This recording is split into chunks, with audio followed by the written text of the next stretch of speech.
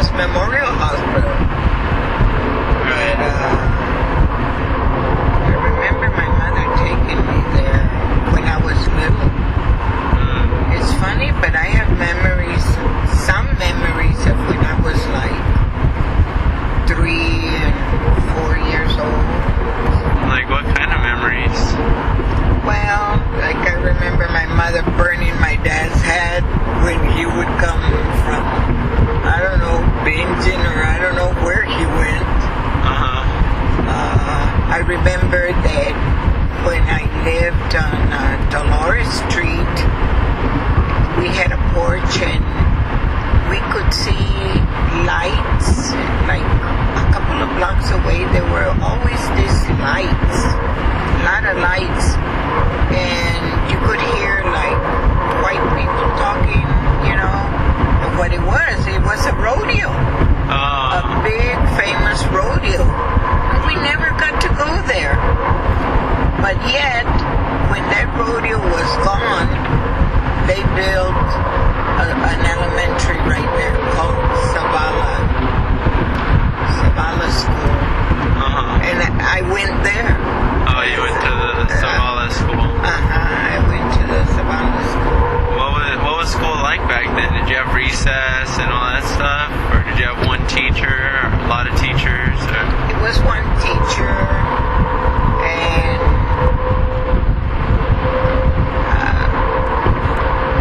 all I remember was that I was in a lot of programs, and my dad was the only one that would go and take me.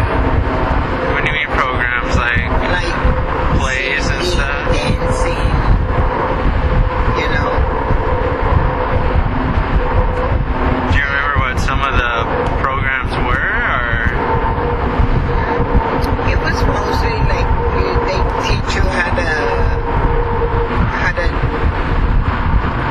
sing some songs and dance to the songs.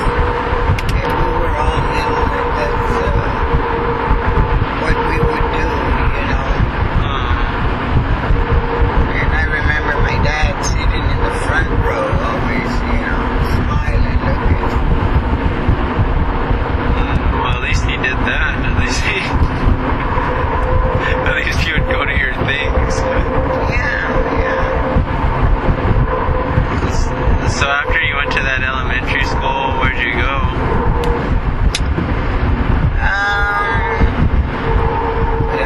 Did that guy drunk or what? Change his mind. I remember being there, and then we moved away from there.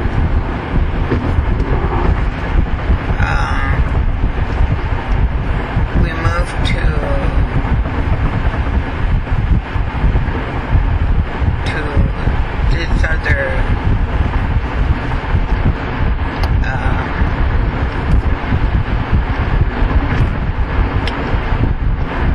this other neighborhood, like, I don't know. And it was a nice neighborhood too. It was a lot that my dad bought, and then he went and there was this place that they used to make houses, and you could buy them, I guess, already fixed up. Right. And or just like the structure, and you had to put everything in it. Right. And that's what he bought, a brand new house that, you know. Of course, it was my mom that, you know, I don't know.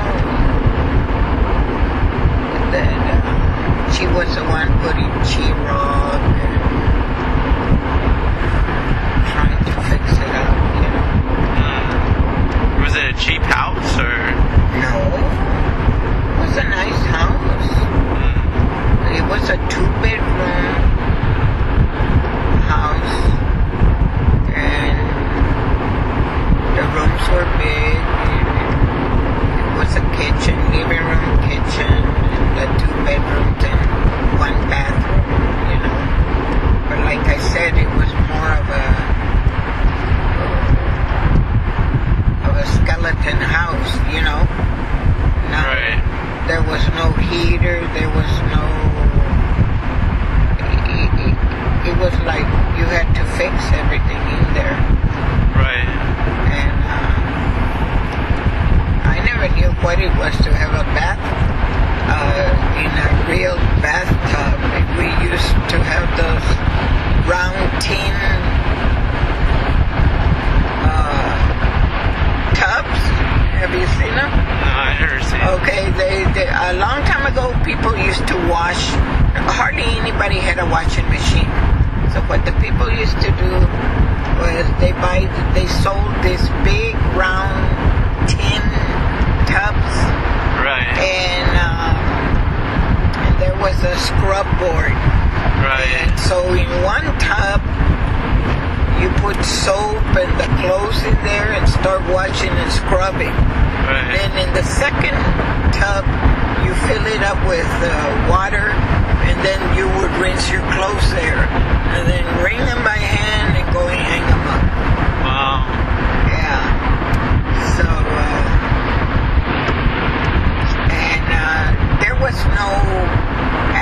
there was no powder soap hardly back then. There was this big bar of soap, and it was called lye soap. Right. So what you would do is you put that big bar of soap and then grind it all over the clothes, and that's how you took the dirt out. Wow. Yeah. But anyway, then we moved and I went to an elementary called Lozano School. Okay. That was like, I don't know.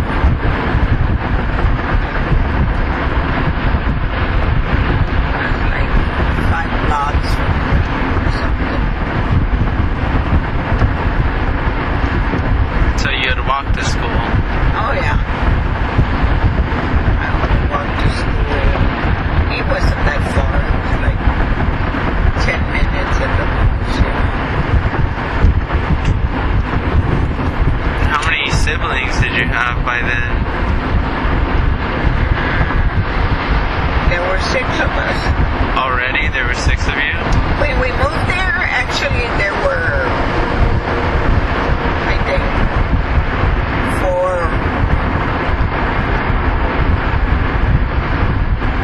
or 5. 5, I think. 5, and then I think Penny was the one that was born in that house, you know, while we lived there.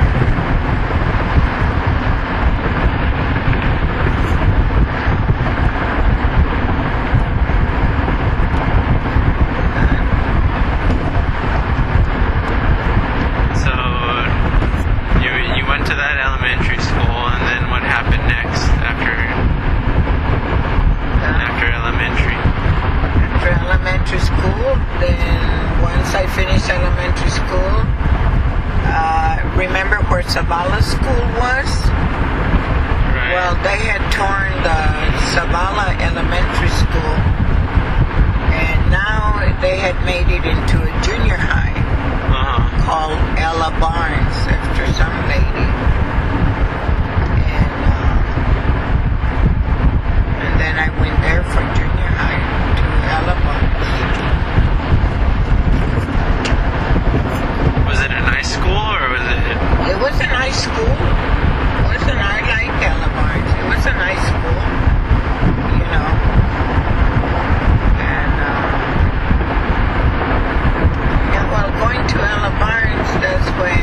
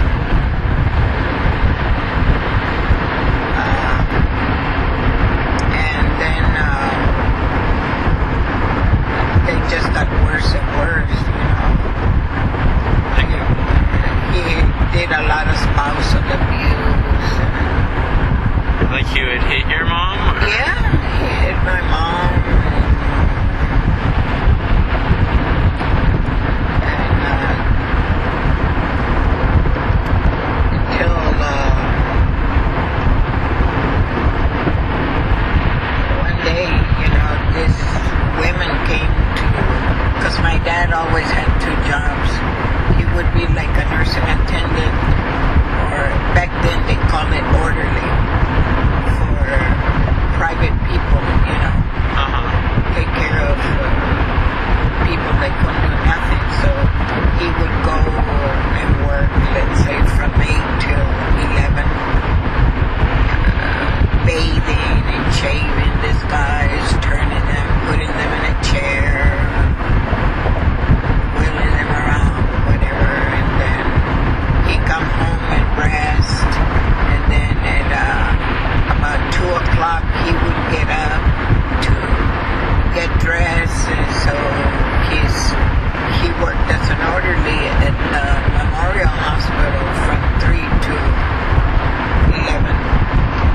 3 to 11. 3 in the morning to 11 in the morning? No, 3 in the afternoon. The evening shift. Okay.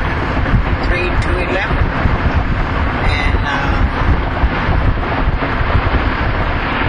I guess that he was messing around.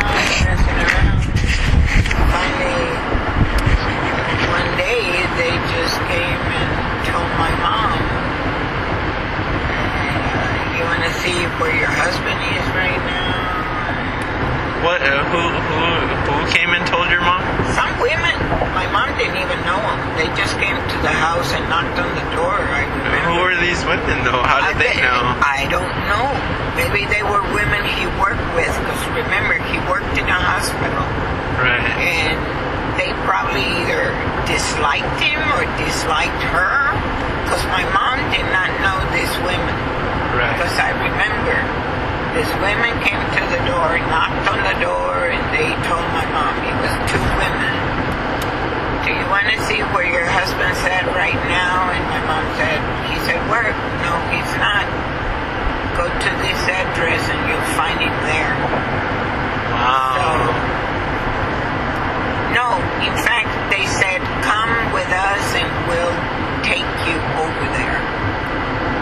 So she left with them. And that's when I guess the women took her to that house on the corner of 15th and just across from the Salvation Army. 15th and something, I can't remember the other street. Wow, but you remember that it was across the street from Salvation Army? You didn't go, right? No, I didn't go. But, see, later on, we got to live in that house. Later on, years later. Okay. But anyway, so they took your mom to the house. Yeah, and she caught him over there with Mine, who was very young at the time, My mom was still young. She was like,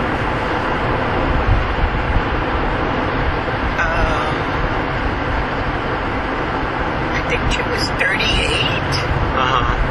But Mine was in her late 20s. Right. So, and then my dad had always been a player.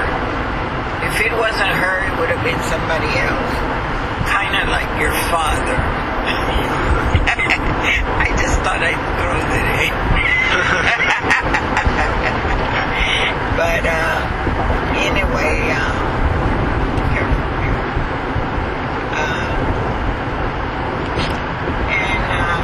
so what happened? What'd your mom do? Did she tell you later what happened, or? Well, I guess from what I heard, is that she cursed at him and whatever, and at the time he had kind of like a new car, this Ford, 57 Ford, gray. She didn't even know how to drive, but she got the keys, and it was one of those stick shifts, and somehow or other she came home with it.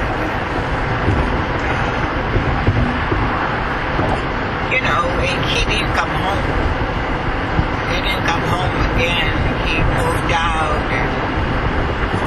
and then, but kind of like history repeated itself again, he come later, But that's when I had my brother Daniel, and he was a bundle of nerves. And he had nightmares. He had all kinds of stuff going on. And finally I told my father, I said, you know what? I said, if you and Mom can't get along, you should just leave us alone. Just go and stay with whoever, blah, blah, blah. I said, because it's making Daniel, that's when his mental problems begin. Right. And I said, because you're only causing more harm to the kids than... How old are you when he said this? I was 12. Wow. And then he told me, he said, you were always my favorite daughter, but from this day on, you're not.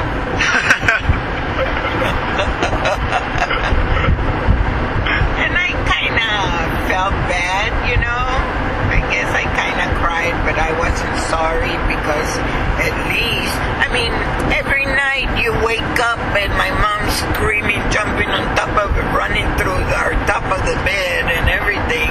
And he's chasing her to hit her or something. Well, so she had taken him back. Yeah, it was like I told you, history repeating. She would take him back, he'd come, he'd beat her up, and take off again, he would leave, she'd come back, hit her again, and blah, blah, blah. And at night it was so traumatic because we'd be fast asleep, all of a sudden you feel this person on top of us just screaming and jumping on the bed and then running for the door and running screaming down the neighborhood and him after her. It was very traumatic. And though the majority of the kids could take it, Daniel for some reason couldn't take it. He had horrible nightmares where he would scream and scream. And he was just a little kid, And so I'm like,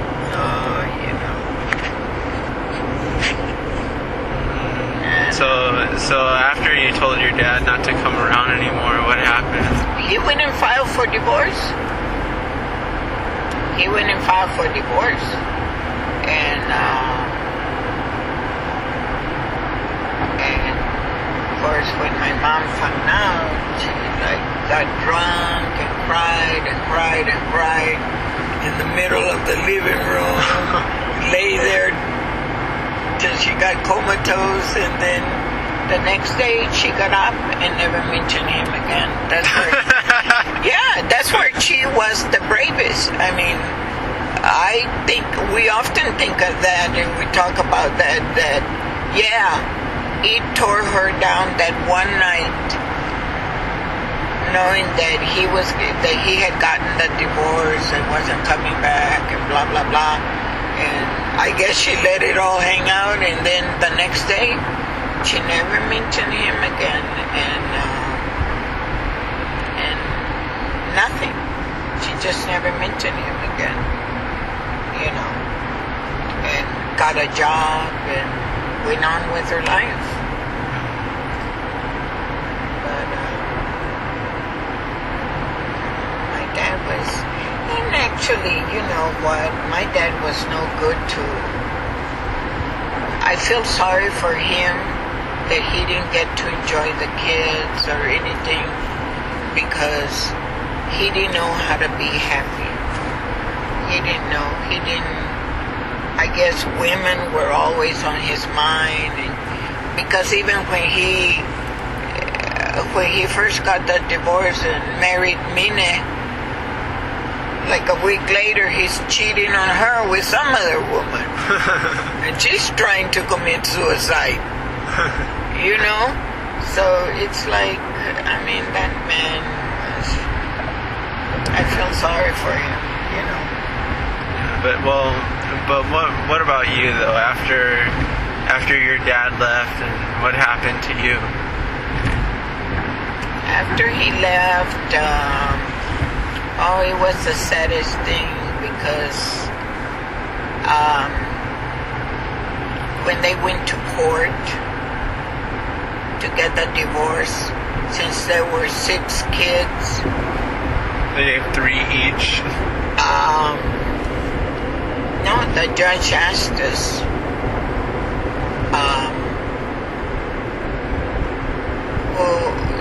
he gave us the option, who do you want to live with?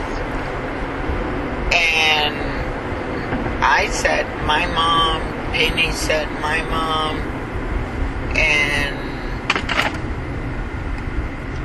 Daniel, my brother Daniel, he had gone off and had been living with my mom's sister, who was an aunt of his, and he was like out of the family. You know what I'm saying? Yeah. He never wanted to come home again. So all his young years he spent with this aunt. And but my brother Raul, it wasn't that he loved my dad so much, but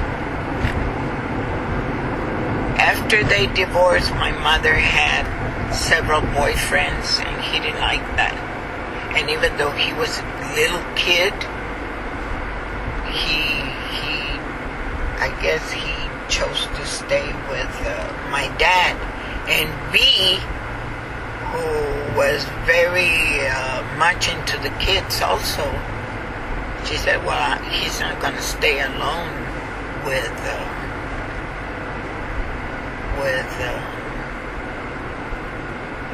my dad. And then Yolanda, my other sister, she's like, well, you know what? Her and B were close as little kids because they were more in age. And she said, no, I'll stay here too. So Raul, Yolanda, and B stayed with my dad, and me and Penny went with my mom. No, so just the 2 of you.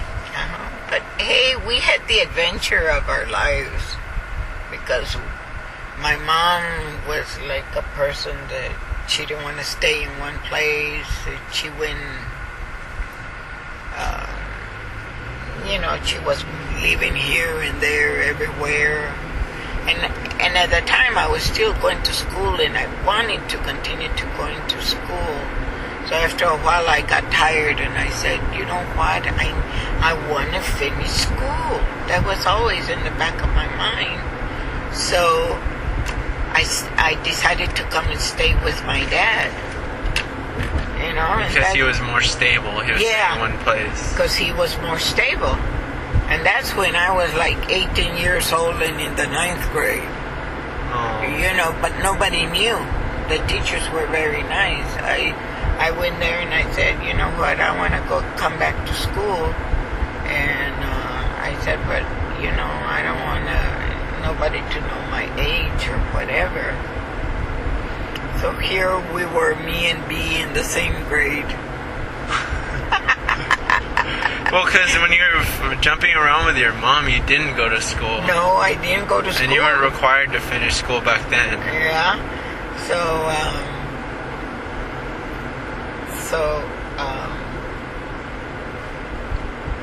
So yeah, and I went to Windshield, 18 years old. But you graduated eventually. Well, mijo. I mean, I know things were different back then. I graduated here in California. Okay. Because even then, I tried, and then right when I'm starting to go to high school, Miller High School, my dad decides, I'm going to California, and I need you to come with me. But Dad, can't you wait till I finish the school year? I think it was May or something. No. Like 1 month away. Yeah. No, I can't wait. I already gave my notice. So, dropped out of school again. And, So what was it like going to high school, 4 years, different age than a lot of the kids? it was, You didn't really talk to people, or you just... oh no, I had a lot of friends, and a lot of the boys had crushes on me, but they just couldn't understand why I didn't respond to their,